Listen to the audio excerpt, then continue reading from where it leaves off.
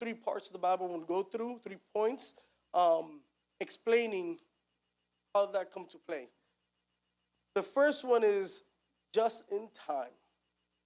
We all know that during a superhero moment, fighting the villain, or a friend fighting a villain, there's a moment that time is ticking, I'm about to lose my life, and all of a sudden the main person just arrives right in time.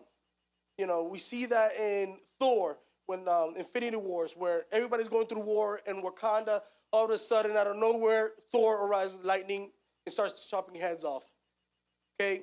Same thing when it comes to, Naruto series versus Pain, where the entire village is destroyed, and all of a sudden, the main person, the leader, the chief is about to get killed, the main character finally shows up. And that one always brings me to tears. Wife is like, why you always cry in this scene? You always cry. You don't cry for your kids when they were born, but you'll cry for this scene. I was like, it's because you don't understand. I'm like, we're talking about a series that I've been watching for over 5 years, almost 10 years. And finally, this is the moment where he's acknowledged, recognized. Because the whole time, the character, nobody wanted him. They knew he has potential, but they were afraid of him. They didn't want to deal anything with him. So the least person they expect to save them was the one that everybody despised. And he showed up at that time. So, just in time, we're going to go to the book of Abraham, the sacrifice of Isaac. So it's going to be in Genesis chapter 22, 1 through 2. We're going to go through different verses. We're not going to read the entire chapter. So have chapter 22 open, because we're going to jump through different verses in chapter 22. So 22, 1 through 2 says, after these things, God tested Abraham and said to him, Abraham, and he said, here I am. He said, take your son, your only son, Isaac, whom you love, go to the land of Moriah and offer him there a burnt offering on one of the mountains of which I shall tell you. The verse, it says, God tested Abraham. And what's interesting is not many people understands that section, that God tested. See, we always tell that God doesn't test man. Says who? In this verse, God is testing someone specifically for a specific cause behind it. Those of you that don't know the story behind Abraham, you need to understand that where he comes from, the the place that he comes from, they're idolatrous.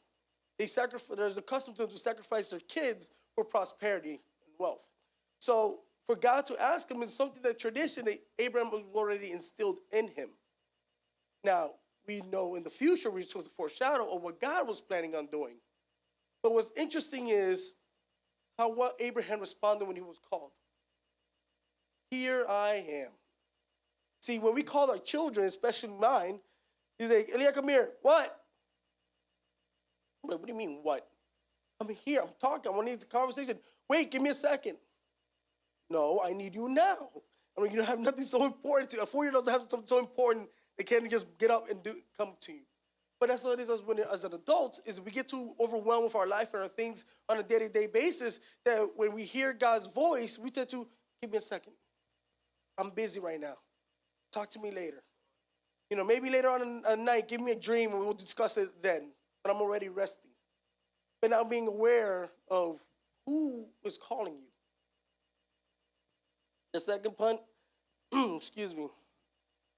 And then we're going to go to verse 5, which says, then Abraham said to his young men, stay here with the donkey, and the boy will go over there and worship and come again to you.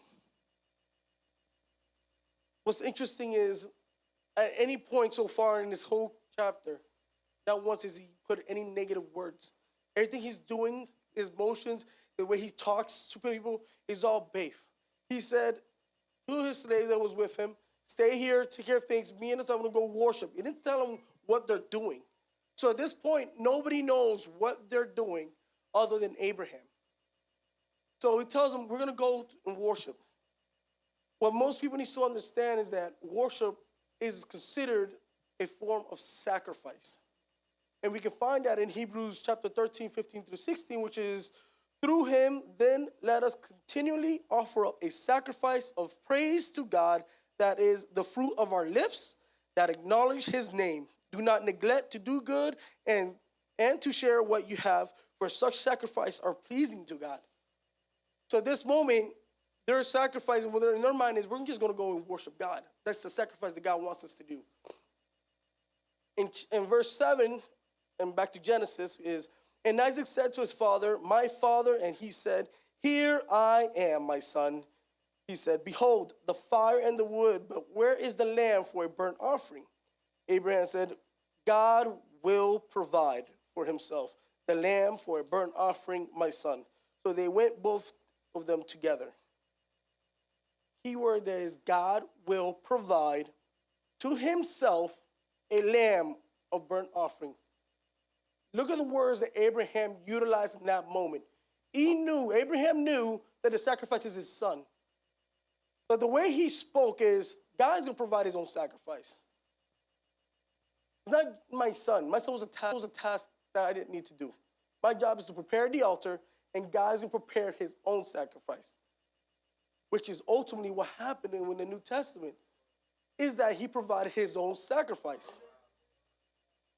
So this is, again, a continual foreshadowing of Abraham's life in this just simple chapter of things that we're doing. And then when we read verse 10, then Abraham reached out his hand and took the knife to slaughter his son.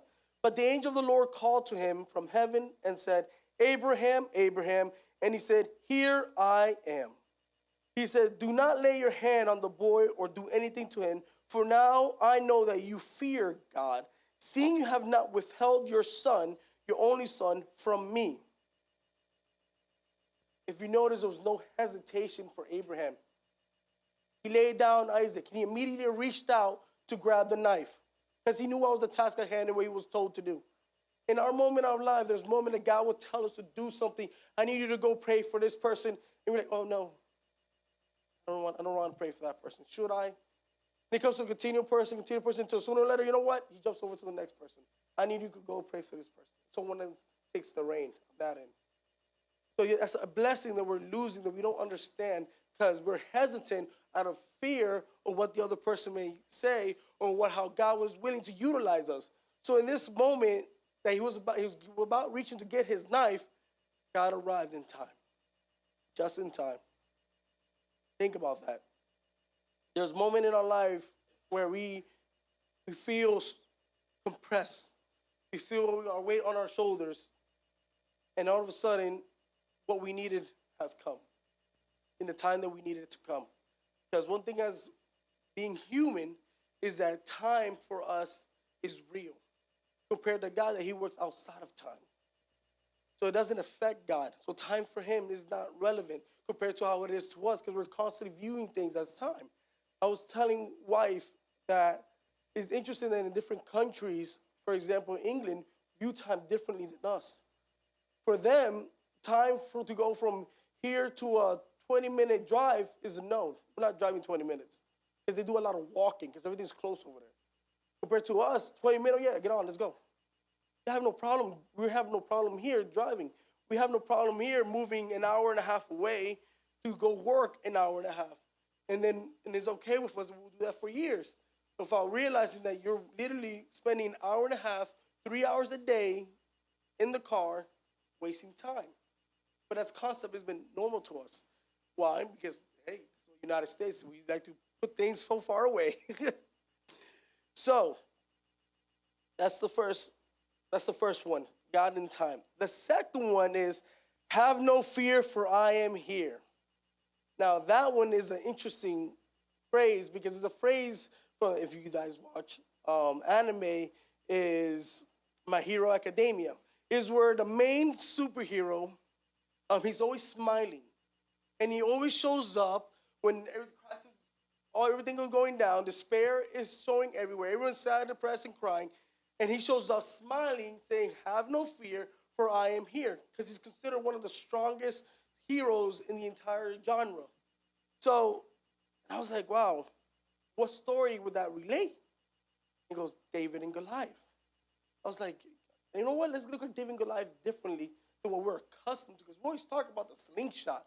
But let's go deeper in how everything worked out for them. So let's go to 1 Samuel chapter 17, verse 8 through 11. And it says, he stood and shouted to the ranks of Israel. They were talking about Goliath here.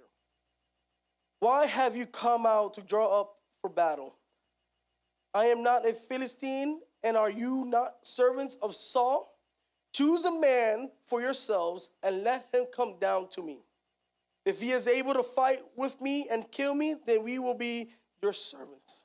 But if I prevail against him and kill him, then you shall be our servants and serve us. And the Palestinians said, I defy the ranks of Israel this day. Give me a man that we may fight together. When Saul and all Israel heard these words of the Philistine, they were dismayed and greatly afraid. Now, quick background check of Goliath. We're talking about a gentleman that is roughly 9 feet tall. Talking about an armor that is worth over 1,000 pounds in armor alone. So in other words, his military capabilities, his technology that he currently have at the time is advanced. Not just that, we're talking about a gentleman that is considered a champion in Palestine. So he is groomed to be a warrior, a person that knows about war, a person that knows about taking a life. So a 9 feet tall Goliath, which is literally his name, talking, screaming, intimidating Israel.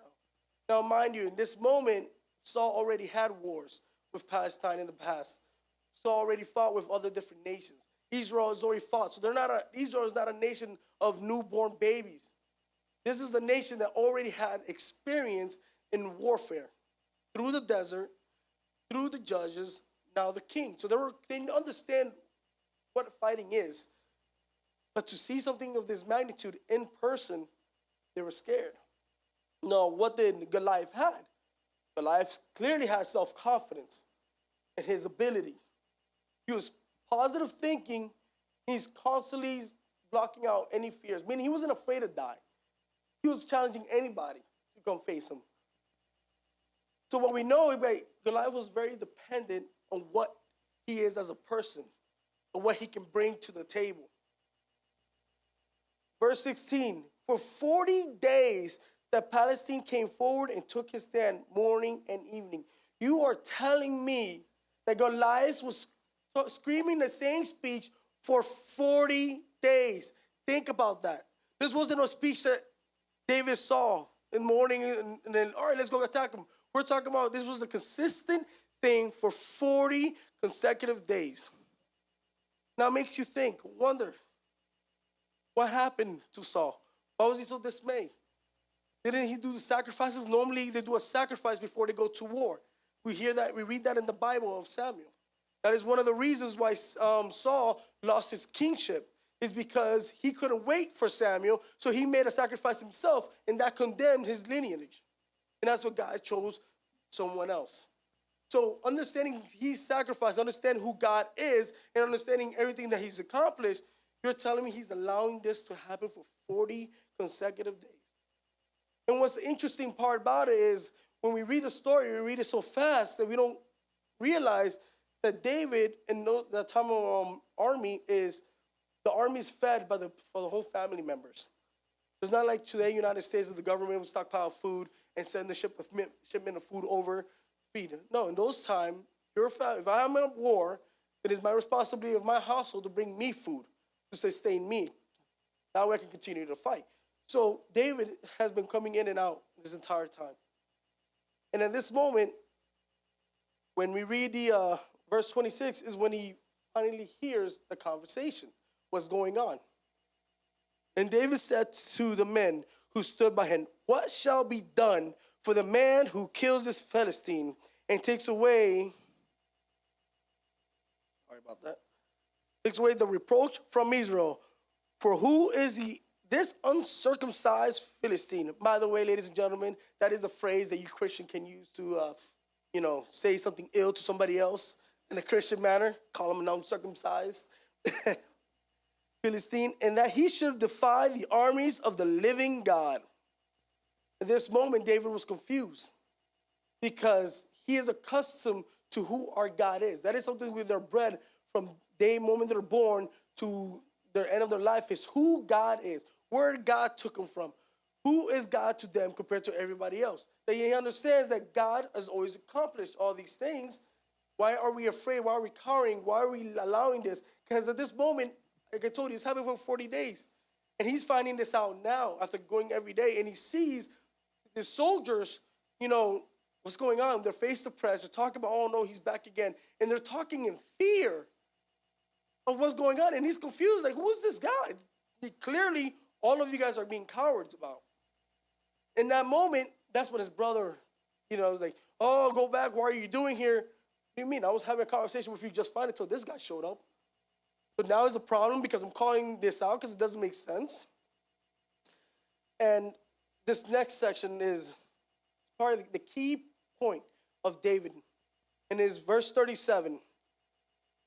And it says, and David said, the Lord who delivered me from the paw of the lion and from the paw of the bear will deliver me from the hands of this Philistine. And Saul said to David, go, and the Lord be with you. Then Saul clothed David with his armor. He put a helmet of bronze on his head and clothed him with a coat of mail.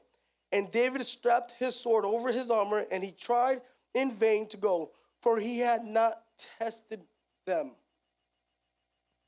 Then David said to Saul, I cannot go with these, for I have not tested them. See, at this moment, we as Christians, we like to try new things. We like to practice new things in the moment of heat of battle. Things that we're not familiar with. Let me just get this verse, just throw it out there while we're praying for this gentleman, see if that works. But you've never tested it. How do you know it will work? So this moment is not that the armor couldn't fit or anything of that nature. We have this custom that, it didn't fit him. And we say it doesn't fit him. No, he doesn't know how it works because he never used it ever. So he can't go into battle to fight somebody who is groomed as a warrior with untested material that he's not accustomed to. He is not aware of what that is. But what he is aware of is, as we all know, his slingshot. This is what I know. I know how to use these tools. How do I know how to use these tools effectively? Because I fought lions and bears with these tools. So I'm going to go into battle with things that I know. And in this moment is what confidence that David had. He had confidence in himself with what he knows. And that's the thing that we as Christians do is we lack confidence on the things that we know. The Bible is clear to us how do we receive a blessing? How do we cast out demons? How do we heal the sick? The Bible said, in God's name. But we tend to scream and yell and read all these other verses, and we forget the main key that is in God's name. That's the key. That's the only thing we have to say and let the Holy Spirit do his job.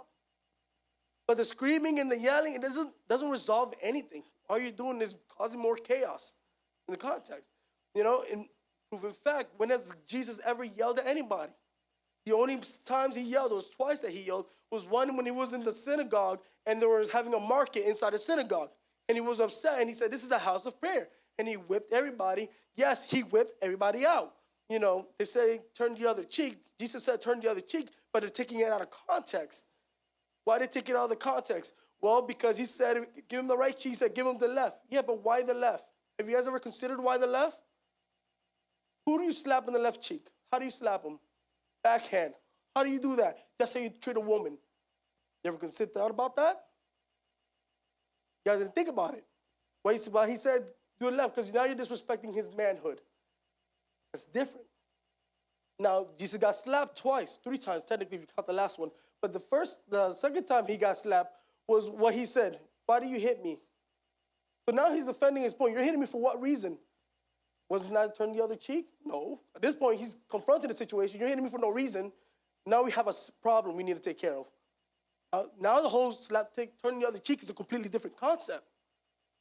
Okay? So as we know in the story, you guys know the whole story of Goliath at this point. You guys heard it since you guys were a child. So, but keywords is he did something that he tested, that he knew. And he never lost favor or lost sight who God was. Better said, not was, is. And that's the point that we as faith is we have an issue is who God is. Because we're so accustomed to seeing the same thing day in, day out, that we come to church, we go to worship God, we go through the trials. It's a nature, it's a circle, the same routine on a consistent basis, but we never try to explore and understand, is this the normal, or is this what we're accustomed to? Have we ever put ourselves as a Christian in nowadays in this situation intentionally to see how God works? The only time that occurs is when we're doing what? We're evangelizing, we're doing missions trip. Is where we're putting ourselves in an uncomfortable position, in a location that we're not aware of, and then, Lord, take the wheel. At this point, we'll preach the same message, but things happen differently. People react differently compared to how we do it here, that we come day in, day out. And that is why our church is very different from other churches, is the knowledge, because we constantly have to bring different knowledge, different depth, compared to the other churches that could continue to preach the same standardized placement test on a day-to-day basis, which is, we go to those churches, we're like, oh, was service great? Yeah, worship was nice. But what about the preaching? There was a preaching? I don't remember. All I know is that the guy was praying for an hour, read 2 verses, and prayed another hour. There's your preaching. Wow, okay. That must be nice. So we as this church, would usually scrutinize, and it's a shame. It's sad. Those evangelists, but for them, that's their peak. Understand that? And that's what they know.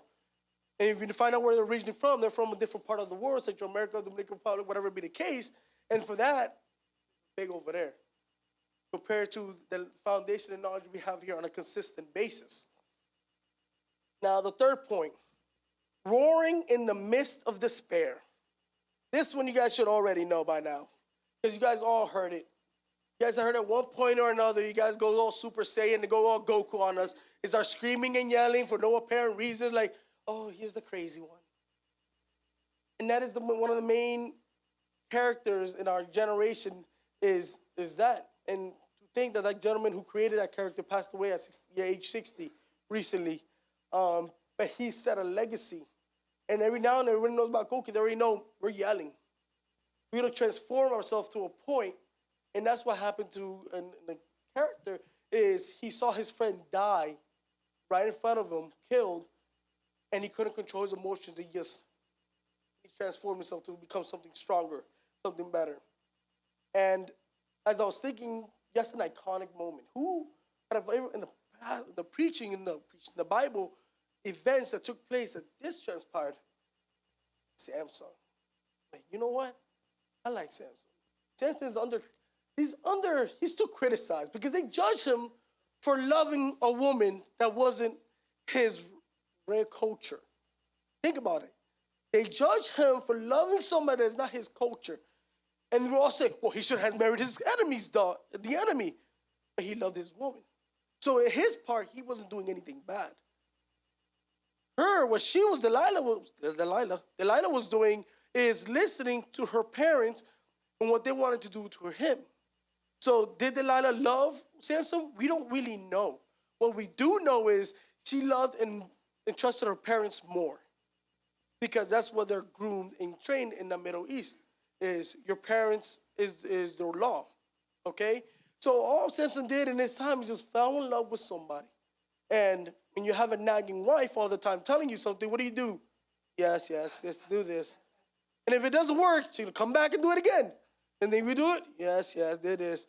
And that's what happened. It got to a point that, fine, this. Now, of course, again, let's fast forward back to where I want to get to. But just for you to understand, poor Samson suffered, okay? The book of Judges, chapter 16, we're going to read 23 through 25, and then 28 to 30. Now the lords of the Philistines gathered to offer a great sacrifice to Dagon, their god, and to rejoice. And they said, oh, our God has given Samson, our enemy, into our hand. And when the people saw him, they praised their God. For they said, our God has given our enemy into our hand, the ravager of our country, who has killed many of us. And when their hearts were merry, they said, call Samson that he may entertain us. So they called Samson out of the prison, and he entertained them. They made him stand between the pillars. This is how the enemy works. They celebrate small achievements. How many people have they had to sacrifice for one person just to grab that one person? You need to understand that this for against Samson and his time as when he was a judge for 20 years. As a judge in those 20 years, the only story that we hear about this is that Palestine is going after Samson. Not that there was a major war that was being fought for, no. But Palestine was going after Samson. And usually Samson is minding his business. But they keep coming after him. And he keeps taking them out. And they're already celebrating. How many times have you guys felt in a position that you've lost this battle and you felt the devil's celebrating, he's happy, he's joyful, because look at what I've accomplished. We have been put in position in our lives, whether we lose a job that we love the life, we transition from one state to another, we lost a family member, we get sick, ill, or we lose things that's very close to us, taken away from us. And you know it wasn't something done by God. But we understand that God is sovereign. So all things that happen to us, God allowed it. So, and we get despair. We get sad about it. And we feel that there's joy, so we don't get out of it.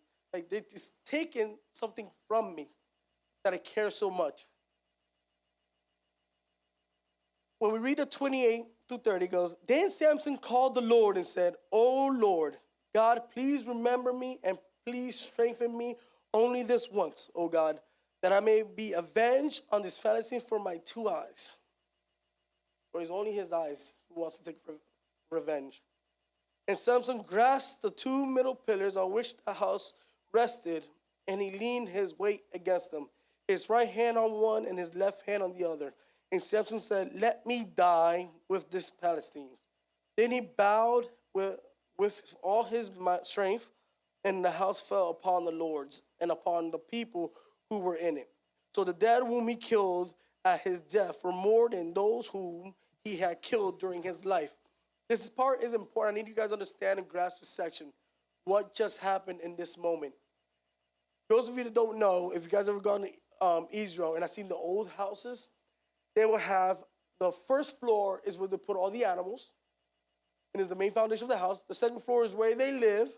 And the third floor is usually what they call the living room because it's so hot over there that the inside gets hot. So they celebrate on the roof. So they do the party, the activities, they eat dinner, everything on the roof because it's the coolest place. That goes the same with showering as well. That is how David was the one that saw Solomon's wife. He was walking out and he saw his wife taking a shower. So it was done on the roof. Okay? The amount of people, if you read the Bible, is over 2,000 people. That's a big house. Our church is to be estimated to fit approximately 300 people, give or take, sitting. Now, if they're standing, we can probably fit about good 500, 600. Imagine the house of over 2,000 people on the roof of the house. And as the Bible describes it, on the roof of the house, 2,000. That's a big location. Not only is it that big, who was present? All the lords. All the important people. So at that moment that Samson did what he did, he asked God, just give me one more chance. And then take me out with it. Just give me that one strength again. He was able to disrupt an entire generation of the Palestinian nation in that one single moment. Think about that. And he said he killed more than he's ever done in his lifetime. In the entire 20 years of him being a judge and fighting, he's killed more in that one moment his entire life. I want you guys to grasp that information. They celebrated because they won a small victory. Samson won a war in that one moment. Okay? And that's the part that we need to understand, that, like I said, we go sane moment because enough's enough. It gets to the point that enough is enough.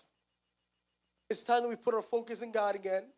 Ask, Lord, give me one more time to go through this trial. I'm finishing up now. So this last conclusion is more of a testimony that I have. which is also a superhero moment. See, out of all the anime and hero moments, there's one that always stands out for me the most. And it's where one of the characters are on the ground, crying, whatever be the case, and they can't go on, and the villain is there either laughing or having their monologue like they always do. And out of nowhere, the main hero comes by. Doesn't say anything, just walks right by her, right by the person, and keeps on walking towards the villain. That moment of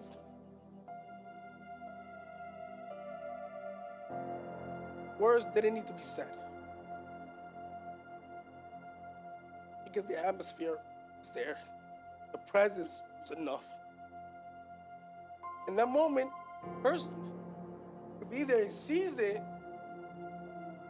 You can see in the character's face that they're at peace with it. So, recently, the testimony that I have is one that happened recently, actually. And it happened Sunday. Sunday, I usually put my alarm for bills, so on and so forth, to go off. I know what needs to get paid. So I had to pay the commercial insurance for the business. Now, those of you that never owned a business, one of the main things you have to pay is insurance. So, give you a perspective, insurance is a person's salary. That's how much it is a year. Somebody's wage. So it's a lot to dish out, nothing's coming in. So, I see the text message and I'm looking at it, I was like, I can't keep doing this, okay? And it's interesting because I read a lot of biographies, autobiographies, businesses, people's concept. And one thing that usually 9 out of 10 all do is they bet on themselves. Like, okay. What's another thing they do? They sacrifice everything. They don't care. Like, okay. But then, isn't that a selfish way to think? How is it fair if you have a family, you should burden them? Because of what? What your hopes and dreams is? What you believe in yourself could possibly be? Hey, I'm all for it. But did they ever consider about how the other family would take it? The lifestyle that they had previously? So, those of you that doesn't know, I reached a point that I was debt-free. No bills other than the mortgage, but I don't count mortgage because if I live in an apartment, I'm still paying, right? So, but it was to a point that we was well off to the point that we can travel anywhere we want at any given point without asking any questions. And that's one example we did when we went to Dubai. I purchased a ticket for wife to go. I wasn't gonna go. And next thing you know, my wife's like, hey, how about your ticket? You're going too. Oh, okay. And not many people can make a decision that way.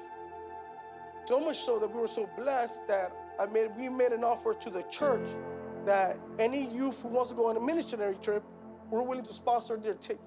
We'll pay for the ticket. And I think out of the 4 or 5 years that we said that, the only person that took advantage of it was Gavin when she went to Thailand. Think about it. If there had been missionary trips throughout this church in those years, at least 2 or 3 a year, and only one in those 5 years took advantage of it. So, because we were that blessed, we blessed others. So, as I saw this go off, I was like, man, should I pay for it? Or at this point, just call it quits. I gave it a while, even though it wasn't a long time, because it took them forever to get the license. But for financial speaking, I don't want to burden anybody else, because it's not fair. Being carefree and living paycheck to paycheck is too different altogether. So I was like, man, okay. And I remember I told the lady, I took a lady one time, she said, hey, you're gonna pick me up to do my dentist back in May? I'm like, yeah, and I scheduled it for May 28th. I was like, man, I told this lady I was gonna pick her up. So I should at least do May. Just for keep my word with her. And I gave my prayer to the Lord. I said, Lord,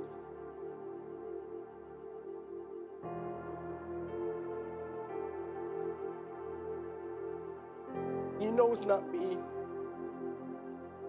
because I did my part. I expanded the business from Orange County to Lake County and Seminole County. And I visited every location. It's not that I'm not doing my part. It's not like I don't have anything in place or marketing the way it should. So I did my part. Just let me get through May. I was like, okay, no problem, we paid it. So the next day, we were at the dentist, wife and I, and she received a message saying that one of her employees from transportation just happened to quit immediately. I was like, oh, wow, okay. And she was having this conversation. In my head, I'm like, man, that would be nice to get that one, that contract. Even though it's ultimately the building facility who's all about profit, it's going to hurt them way more. And it's better to just replace somebody, get CNA to start doing it, because the amount they'll be paying an outside third party for transportation is going to be excessive for them. So later that day, I get a message from wife, hey, God loves you. Yeah, know that already. I mean, you're telling me something I'm aware of, but that's great. And no, you don't understand. I remember I told you about the lady that quit that had to go back to work. I'm like, yeah. Well, I spoke to my boss about it, and she asked me to give me what company she's willing to do. And she said it was yours and somebody else. I gave her. She's like, okay. The other person didn't show up as a record as an actual company, and the contract wasn't valid. Like, okay, so now it's yours. So what's interesting is, so now I have the contract for the entire month of May.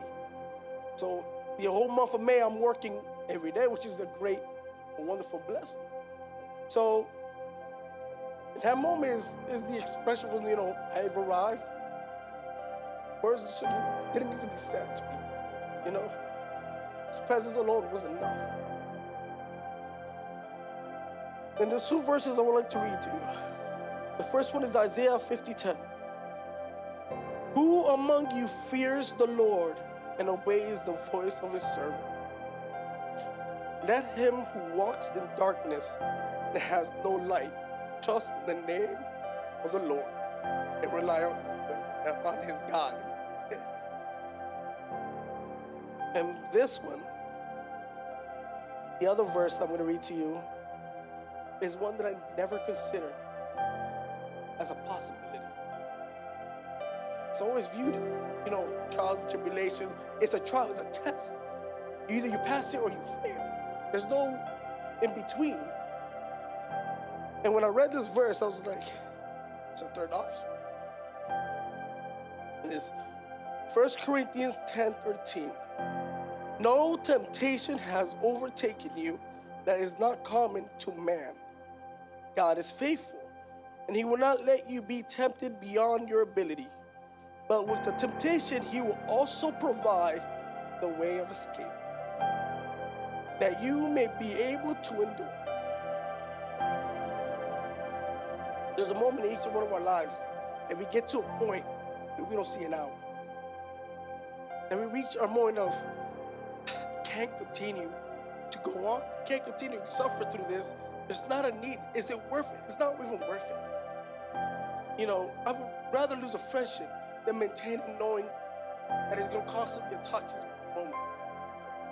But we're so attached to it, so accustomed to it, that we don't see, where can I get stepped out?